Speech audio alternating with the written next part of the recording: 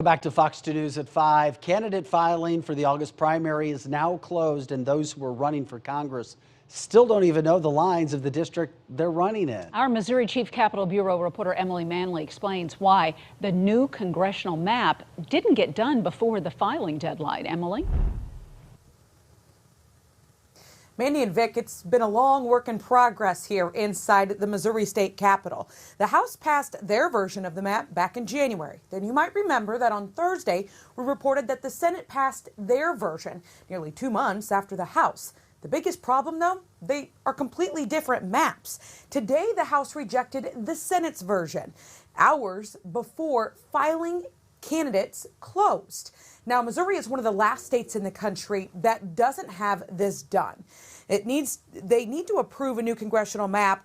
It's something that has to be done every 10 years because of the census. Both versions of the map are 6 Republican, 2 Democrat. But the Senate version puts Whiteman Air Force Base and Fort Leonard Wood in the same district, and it puts more of St. Charles County in the same district. But the House is unhappy with the Senate. They waited until the last minute to get things done, they say, and they're prepared to fight for their version. Others say the Senate won't compromise. Sending this back over to a volatile body that I've already been told from members of both parties that if this goes back, they will filibuster. Anytime that you purposely draw a map not to represent the members of the state of Missouri, but to satisfy your own political gain, that's just not the Missouri way. It's an absolute shame. We should be embarrassed for those people down there.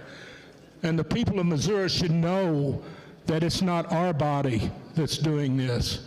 It's the body on the other end. Now, it's up to the Senate to agree to a conference with the House, and that could come as soon as this evening. A conference means a group of bipartisan members from both chambers will work together to find a compromise. Now, there's already been a couple of lawsuits filed against the state of Missouri for not having the lines drawn for the congressional map. I just looked, and a total of 68 candidates have filed for Congress on the August primary. But those congressional districts, we're still waiting them to be finalized so the candidates know where they're running. Reporting live tonight from Missouri State Capitol Bureau in Jefferson City, I'm Emily Manley, Fox 2 News.